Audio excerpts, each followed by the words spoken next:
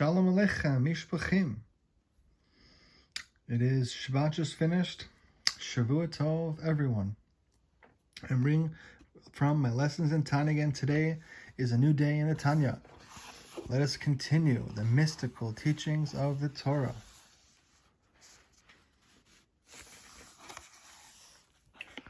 All right.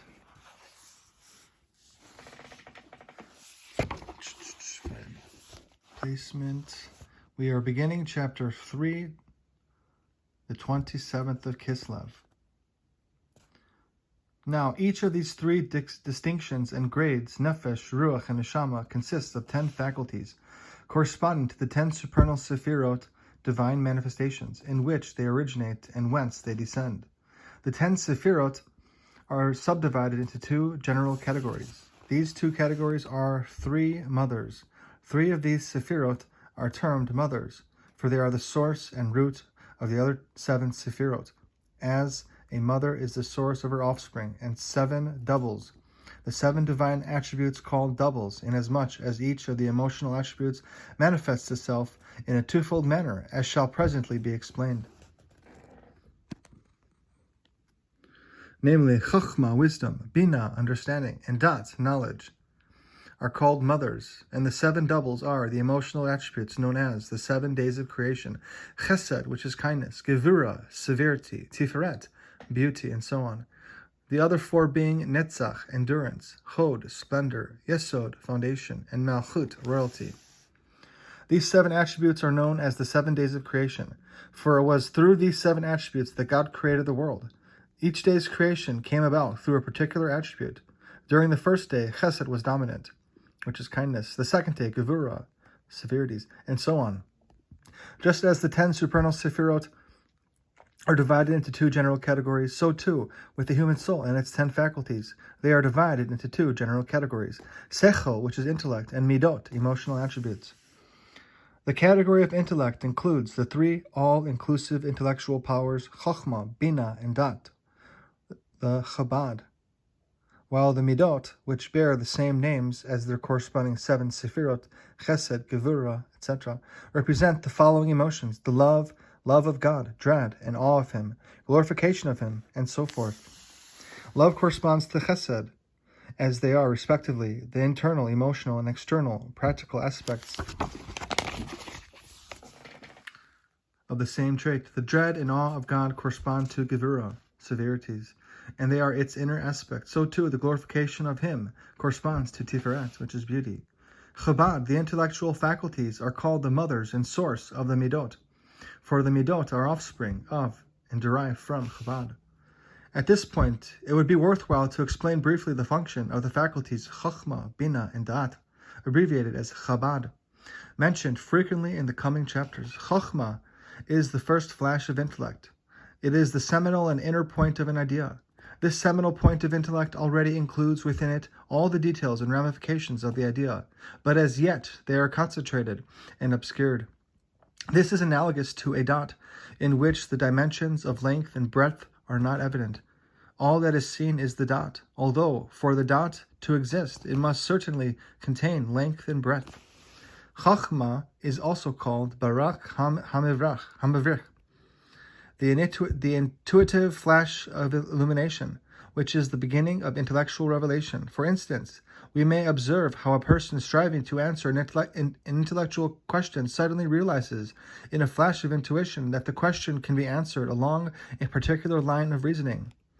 At the moment of illumination, he is as yet unaware exactly how the particular question is answered. He knows only that he has found an adequate solution to the problem. Thereafter, the faculty of Bina, which is understanding, comes into play. Through conjugation, Bina apprehends, crystallizes, and clarifies the details of the idea which was obscured in Chokhmah, until the whole edifice of the idea in all its length and breadth becomes manifest. For this reason, the function of Bina is described as Mevin Devar Mitoch Devar, to understand or deduce one matter out of another. That which was previously concentrated in the obscure intuitive flash of Chokhmah is now revealed and understood. After the person fully understands the idea with all its details and ramifications, he must then immerse himself in it, binding and unifying himself with it to the extent that he not only understands it, but also feels it. Only in this way can he be affected by the idea. If his understanding points to the desirability of a particular thing, it will give birth to a love for it. If his understanding indicates instead to the harmfulness of a particular thing, he will react with a feeling of fear and flee from it, and similarly with other emotions. The faculty with which one thus immerses himself in an idea is called da'at, which is knowledge, which is etymologically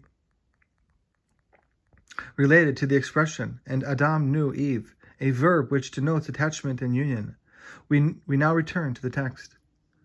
The explanation of the matter of the three intellectual processes described above, inspiration, cogitation, and contemplation, is as follows.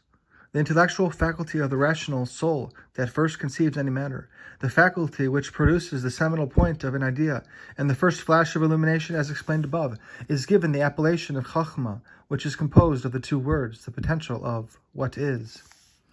It is a faculty concerning which one can only pose the question, Ma, what is it? For at this stage the idea in question is not yet clear or comprehensible logically, since its details are still in potentia, emerging only at a later stage. When one brings forth this concentrated idea from the potential into the actual that is, when one conjugates with his intellect on the seminal point in order to understand a matter full well, that is, when he ponders all the details which make up the totality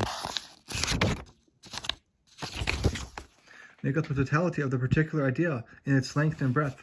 Length involves the range of an idea. When one draws down a concept from a lofty level to a lower one, by way of a parable, for example, in order to make it more readily understood, he is lengthening it, giving it a greater range of accessibility, so that it will be more readily intelligible to a student. For a student whose capacity is more limited, one parable may not suffice. It may be necessary to provide a second parable to explain the first, thereby lengthening the concept still further downward. As Scripture writes concerning King Solomon, he spoke 3,000 parables. So great was Solomon's wisdom that to explain one of his thoughts, he had to give 3,000 parables, one parable to explain the basic concept, a second parable to explain the first parable, and so forth, until ultimately giving 3,000 parables, an extreme example of the length of an idea. The breadth of an idea means the multitude of details which the concept comprises, as well as all its ramifications. For example, the logic behind halachic ruling in the laws of kashrut may also apply to laws governing financial disputes. This is the meaning of the word full well, understanding the intellectual concept completely in both its length and breadth. Thus, when one conjugates on a concept in its length and breadth and delves to its very depths, as it evolves from the concept which he had conceived in his intellect, when he apprehends in a detailed manner the seminal point of intellect which prior to his cogitation was the nebulous point of Chachma. This is called Bina. Bina is that faculty which elucidates the details of any concept and apprehends it full well and in depth. They, Chachma and Bina, are the very father and mother which give birth to love of God and awe, yirah, and dread, pachad, of Him.